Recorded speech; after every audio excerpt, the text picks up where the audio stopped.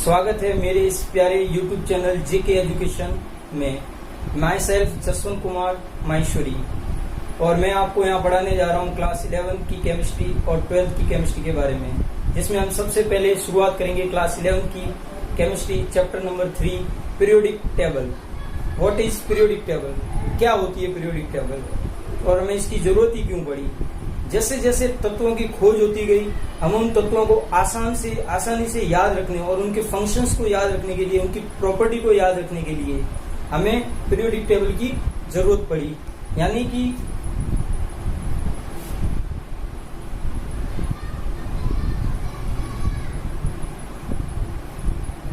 तत्वों को उनके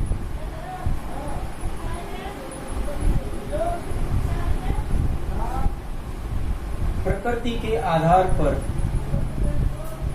ग्रुप या समूह में रखना। प्रकृति मतलब दो प्रकार की प्रकृति, एक होती है भौतिक और एक होती है रासायनिक।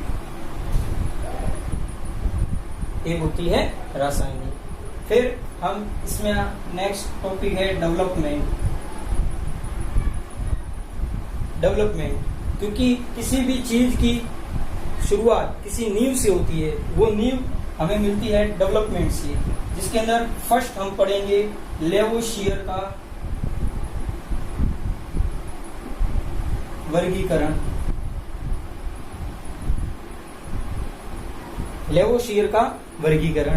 लेवोशियर ने ये बताया कि जो एलिमेंट होते हैं वो होते हैं मेटल और होते हैं नॉन मेटल। क्या होते हैं? मेटल और नॉन मेटल। बस इसने इतना ही बताया और इसके आगे कुछ नहीं बताया। इसका डिफेक्ट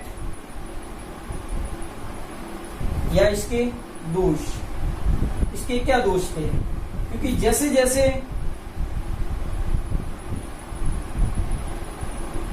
एलिमेंट की खोज होती गई, ये तत्वों को नहीं समझा पाया। जैसे जैसे एलिमेंट की खोज होती गई, ये तत्वों की स्टडी करने के बारे में नहीं समझा पाया। फिर सेकंड है उपधातु। उपधातु को ये नहीं समझा पाया।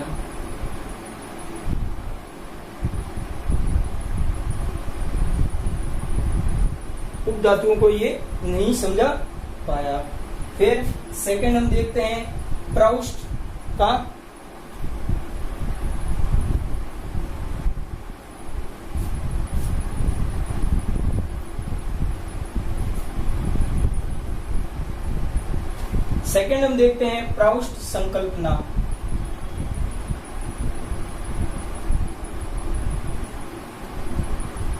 प्राउस्ट संकल्पना। इसने बोला कि जो एलिमेंट का जो वेट होता है वो हाइड्रोजन के एटॉमिक वेट के समानुपाती होता है।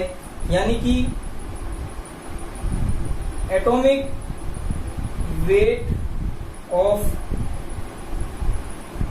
Element is equal to n into atomic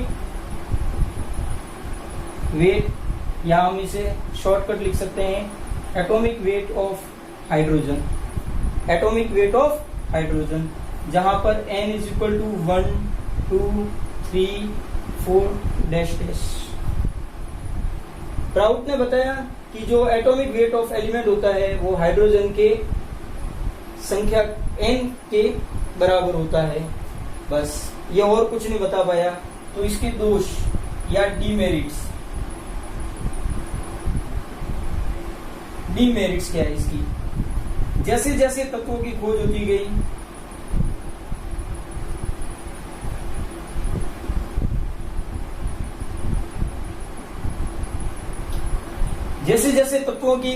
होती गई, उनमें उनमें यह नियम लागू नहीं हुआ। सर इसका मतलब तो कुछ समझ में ही नहीं आया। तो चलो हम इसका एक उदाहरण लेते हैं, जैसे कि क्लोरीन। तो हम देखते हैं कि क्लोरीन का जो एटॉमिक वेट होता है वो 35.5 होता है, और अगर हम एटॉमिक वेट ऑफ एलिमेंट की बात करें वो n के मल्टीप्लाई होता है, यानी कि n 1 2 3 4, यानी कि ये कुछ एलिमेंटों के एटॉमिक वेट को नहीं समझा पाया। फिर थर्ड आता है डोबेराइनर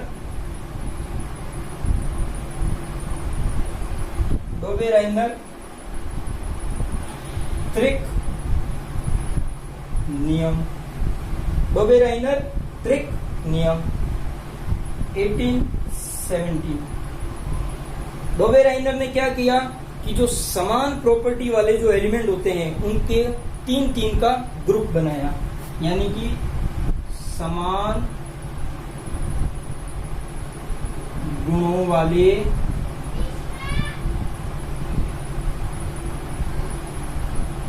एलिमेंट का ग्रुप बनाया।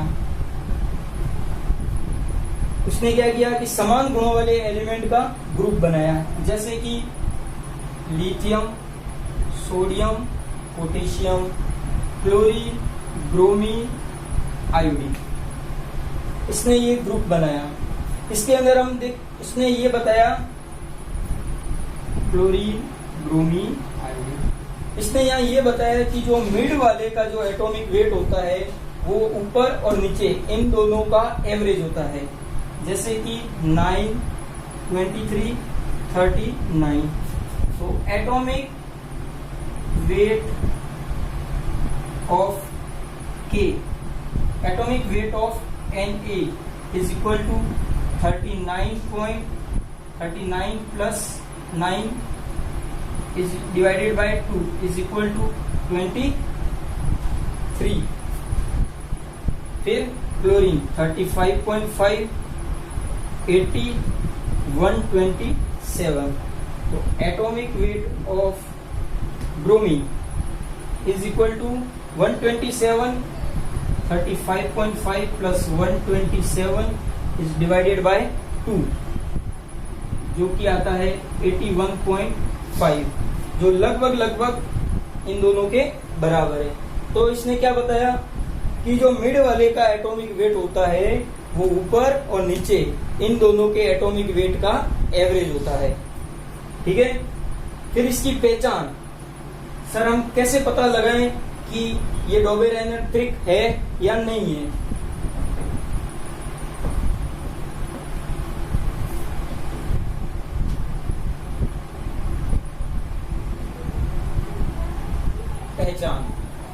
पहचान के अंदर क्या हो, फर्स्ट सभी तत्व एक ही ग्रुप से हो। सबसे इंपॉर्टेंट, एलिमेंट एक ही ग्रुप के होने चाहिए। सेकेंड, एलिमेंट में डिफरेंस 8 का या 18 का होना चाहिए। 8 का या 18 का होना चाहिए। 8 का या 18 का होना चाहिए। तो हम देखते हैं कि जैसे कि उदाहरण हम ले लेते हैं फ्लोरीन, क्लोरीन, ब्रोमीन। फ्लोरीन का 7, हम देखते हैं कि फ्लोरीन और क्लोरीन में 8 का, क्लोरीन और ब्रोमीन में 18 का डिफरेंस होता है। तो हम कह सकते हैं कि ये ट्रायड नहीं है। ठीक है। फिर इसकी डीमेरिट्स,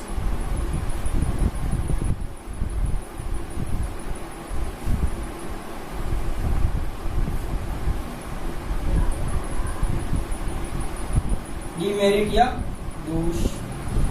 इसके दोष क्या है? सबसे फर्स्ट, ये सभी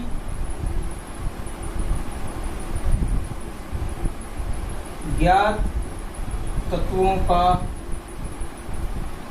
समूह नहीं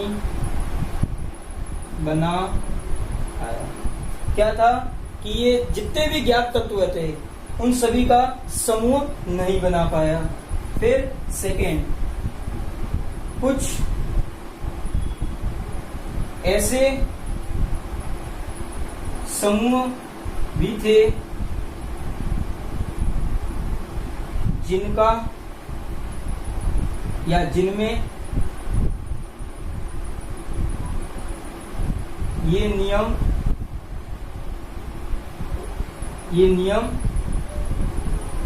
लागू नहीं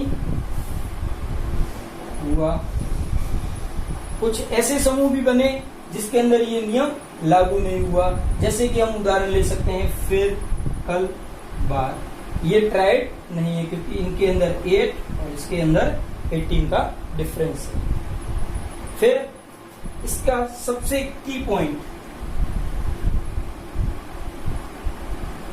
क्या था कि फर्स्ट टाइम किसी ने एलिमेंट्स को ग्रुप में बांटा।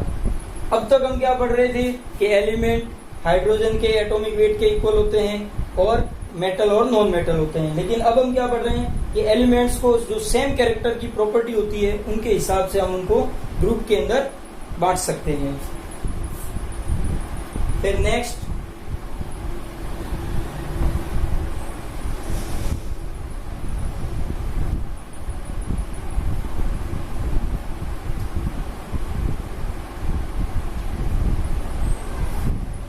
फोर्थ नंबर, न्यूलैंड अष्टक नियम।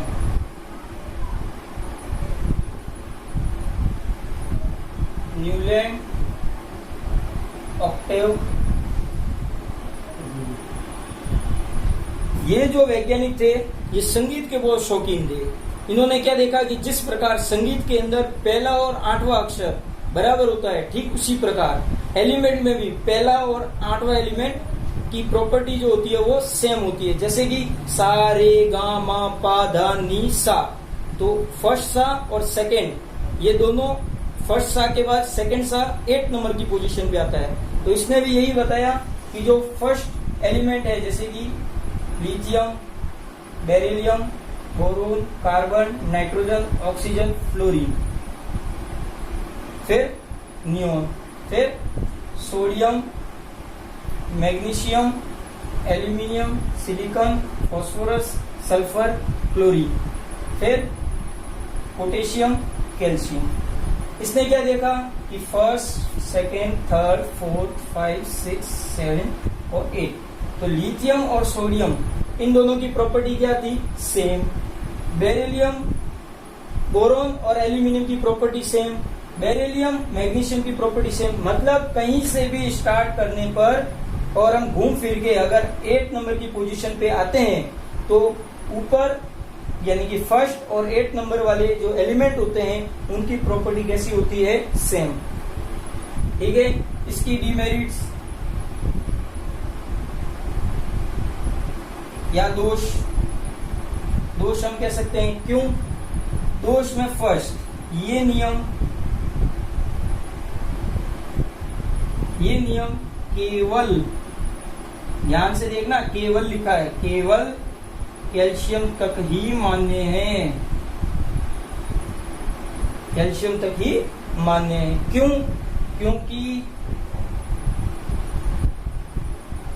कैल्शियम के बाद डी ब्लॉक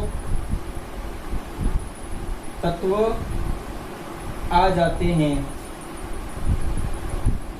तो सर क्या हो गया? डी ब्लॉक तत्व आ जाने के बाद, इन तत्वों के आ जाने के बाद जो अंतर होता है, अंतर 8 की जगह क्या हो जाता है? 18 का। अंतर 8 की जगह क्या हो जाता है? 18 का। फिर सर इसका दूसरा दोष क्या था? जब अक्रिय गैसों की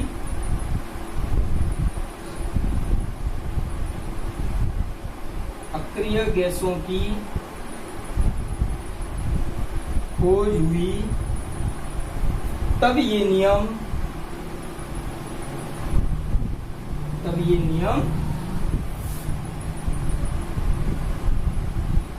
फेल हो गया। मतलब सर अक्रिय गैस आने से सर क्या हो गया, तो अक्रिय गैस आने के बाद फ्लोरीन के बाद कौन आ गया, नियोन। क्लोरीन के बाद कौन आ गया, आर्गन। तो अब हम देखते हैं कि 7वें के बाद कौन आ गया, 8 नंबर पे कौन आ गया, neon.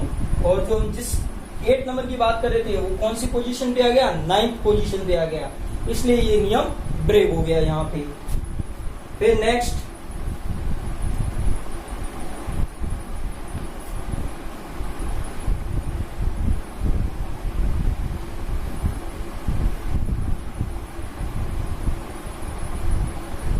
Fifth number, Lothar Meyer वक्र 1869। और इसी के साथ एक और था, इसका हम देखें तो ये दोनों ही अलग अलग प्रैक्टिकल कर रहे थे और दोनों ने एक ही निष्कर्ष पे पहुंचे थे, और था डोबेराइनर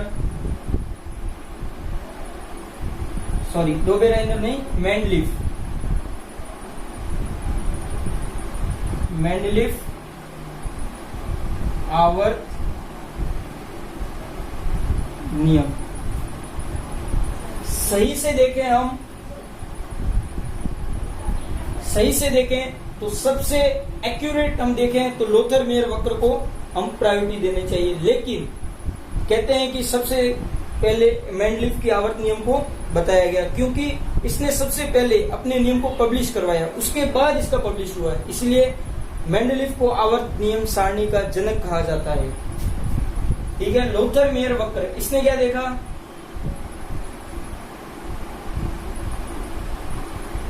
इसने क्या किया कि एलिमेंट के एटॉमिक वेट और volume, atomic weight and volume के बीच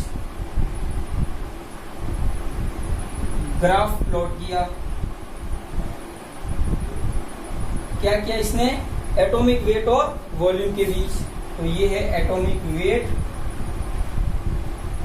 और ये है वॉल्यूम। तो इसने क्या देखा,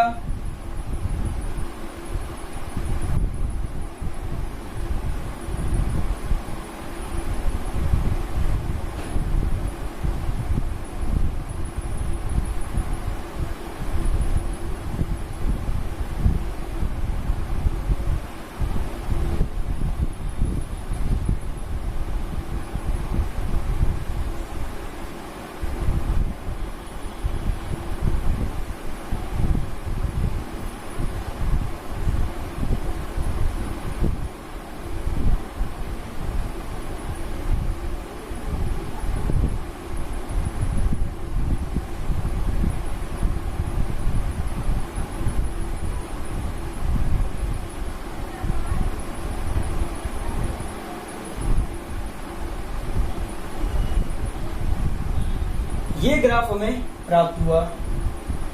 ठीक है, तो हम क्या देखते हैं, इसने इस ग्राफ को देख करके कुछ बताया। उसने क्या बताया कि जो सबसे टॉप पोजीशन पे होता है वो कौन होता है, हाईली इलेक्ट्रो पॉजिटिव एलिमेंट। कौन होता है, हाईली इलेक्ट्रो पॉजिटिव एलिमेंट, या हम इन्हें कह सकते हैं क्षार धातु, कह सकते हैं क्षार धातु। फिर डिसेंडिंग यानी कि जो नीचे की तरफ जा रही है,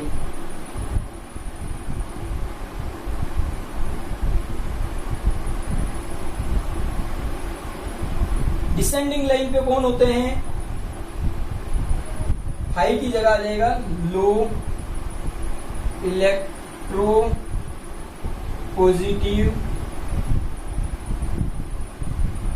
एलिमेंट, लो इलेक्ट्रो पॉजिटिव एलिमेंट, जिन्हें हम कहते हैं क्षारीय मृदा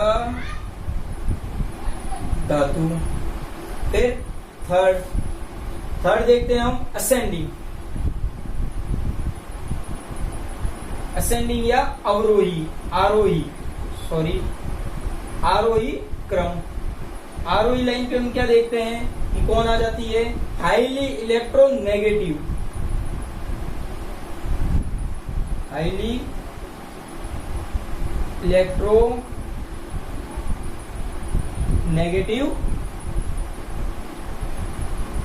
एलिमेंट। और फिर हम देखते हैं बेस, बेस पे कौन आ जाता है, डी ब्लॉक एलिमेंट,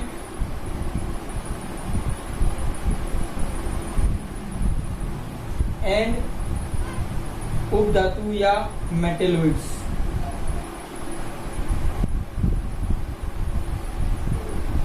उपधातु या मेटेलॉइड्स, इसने ये देखा। फिर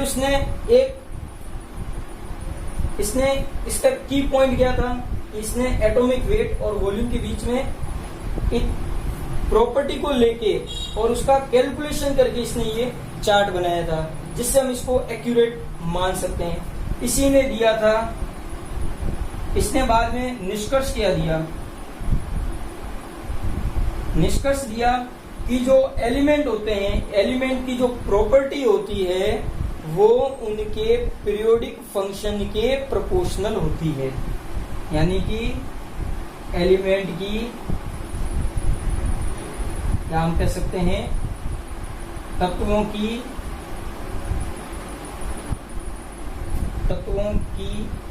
या तत्वों के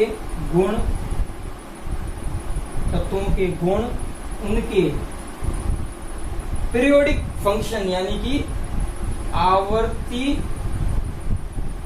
फलन होते हैं, तत्वों के गुण उनके एटॉमिक वेट के आवर्ती फलन होते हैं। तत्वों के गुण जो होते हैं वो उनके एटॉमिक वेट के आवर्ती फलन होते हैं। सर ये आवर्ती फलन क्या होता है, तो इसको भी बता देते हैं। आवर्ती फलन वो होता है जिसके अंदर क्योंकि हम अभी तक एटॉमिक वेट पढ़ रहे हैं, एटॉमिक वेट को इंक्रीजिंग ऑर्डर के रूप में अगर हम, ठीक है ना, इंक्रीजिंग ऑर्डर के रूप में हम देखें तो उनके फिक्स गैप के बाद, कुछ अंतराल के बाद वही प्रॉपर्टी आती है। जैसे कि हम यहाँ देख सकते हैं लिथियम के बाद देखो हम डिसेंडिंग जा रहे हैं, फिर कुछ, ठीक है ना, बेस पे आ गए, फिर वापस हम जा रहे हैं। तो देखो लिथियम और सोडियम इन दोनों की प्रॉपर्टी कैसी है, हम यहाँ देखते हैं सेम होती है। तो हम देखते हैं कि कुछ गैप के बाद इनकी जो प्रॉपर्टी होती है वो सेम होती है। तो इसी को हम क्या कहते हैं, आवर्ती फलन कहते हैं। फिर नेक्स्ट हम पढ़ेंगे मेंडलीफ आवर्त नियम।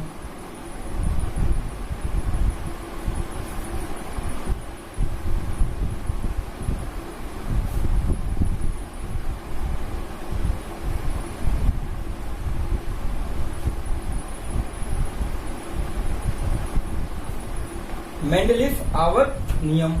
तो सबसे पहले मेंडलीफ आवर्त नियम, तो जो अभी हमने थोड़ी देर पहले पढ़ा कि लोथर मेयर ने आवर्ती फलन कॉन्सेप्ट बताया।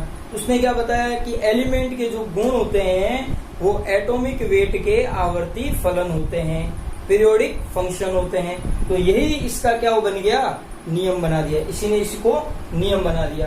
तो मेंडलीफ का आवर्त नियम क्या कहता है, आवर्त नियम क्या कहता है कि तत्वों के गुण उनके परमाणु भार के आवर्ती फलन होते हैं। क्या होते हैं, आवर्ती फलन होते हैं। फिर इसका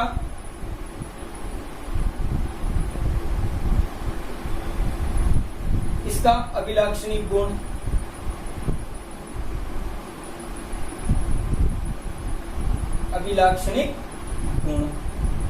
अभिलाक्षणिक गुण के अंदर क्या देखा हमने, इसके गुण क्या थे, उस समय कितने ज्ञात तत्व थे, 60 63 तत्व ही क्या थे?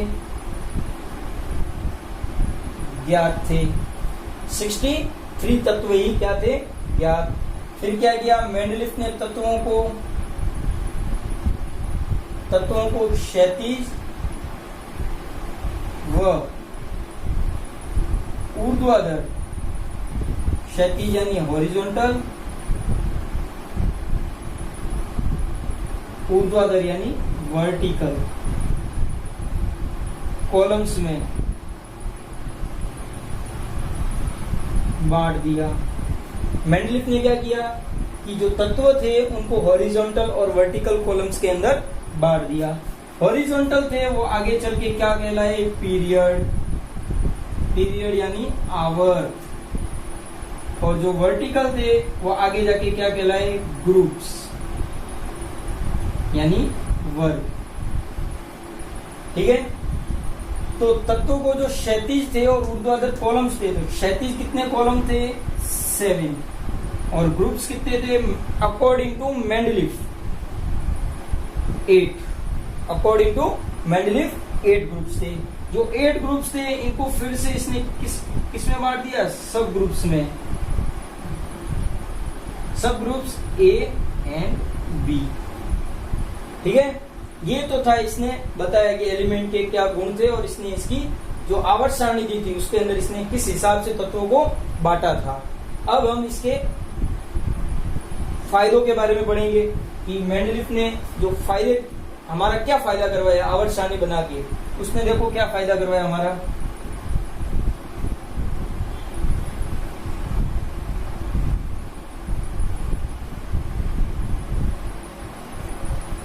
मेंडलीफ की विशेषताएं हम कह सकते हैं,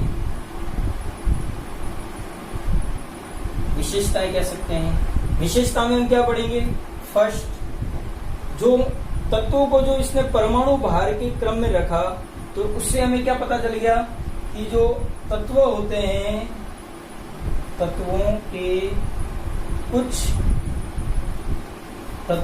के परमाणु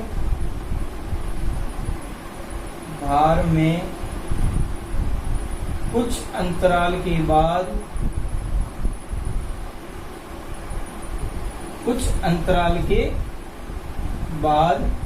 वह अपने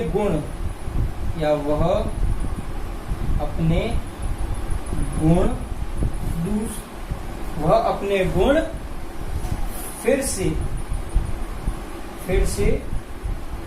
दर्शाता है। ठीक है, फिर उसने क्या किया? मेंडलीफ ने क्या किया कि कुछ तत्वों की भविष्यवाणी कर दी। कुछ तत्वों की क्या कर दी? भविष्यवाणी। जब ये आवर्त सारणी बना रहा था तो इसे कुछ तत्व उस समय ज्ञात नहीं थे, तो इसने क्या किया कि उन तत्वों के लिए अपने आवर्त सारणी के अंदर स्पेस छोड़ दिया। जैसे कि एक का एल्यूमिनियम, एक का सिलिकॉन, ठीक है, एक का बोरोन, एक का एल्यूमिनियम नाम दिया। वो क्या कहलाया बाद में? गैलियम। एक का सिलिकॉन, बाद में क्या कहलाया? जर्मेनियम।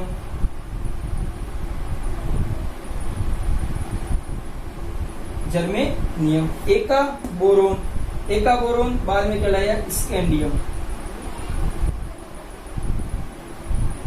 इसने अपनी जो पीरियोडिक टेबल थी उसके अंदर ये नाम रखे थे, एल्यूमिनियम, एक का सिलिकॉन, एक का बोरोन एक्सेट्रा। तो जिसके अंदर हम उसने बाद में इनकी जगह कौन आ गया? गैलियम, जर्मेनियम और स्कैंडियम। ये तो इसने क्या कर दी? भविष्यवाणी। अब इसके भी कुछ न कुछ तो दोष रहे होंगे, तभी तो हम आज पढ़ रहे हैं मॉडर्न पीरियोडिक टेबल। तो इसके दोष,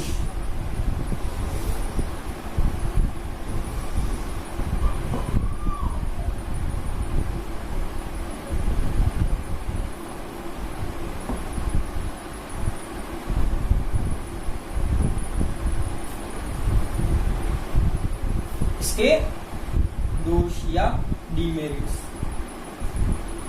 दोष क्या था? सबसे पहला जो अभी तक बना हुआ है वो है हाइड्रोजन का स्थान। हाइड्रोजन का ये स्थान नहीं बता पाया। फिर सेकेंड, समस्थानिक। समस्थानिक मतलब आइसोटोप। आइसोटोप का स्थान, क्योंकि अभी हमने थोड़ी देर पहले ही पढ़ा कि मेंडलीव की आवर्त सारणी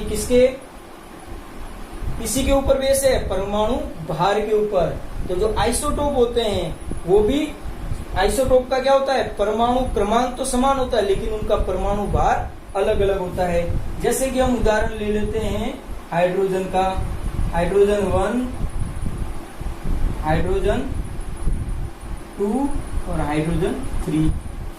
हाइड्रोजन 1 को नॉर्मल हाइड्रोजन कहते हैं, हाइड्रोजन 2 को ड्यूटेरियम और हाइड्रोजन 3 को ट्रिटियम कहते हैं। लेकिन मेंडलीव ने क्या किया? इन तीनों को एक ही जगह, यानी कि जहां पे हाइड्रोजन रखा वहीं पे इन तीनों को रख दिया। लेकिन इसने अपने रूल्स को क्या कर दिया? ब्रेक कर दिया। क्यों?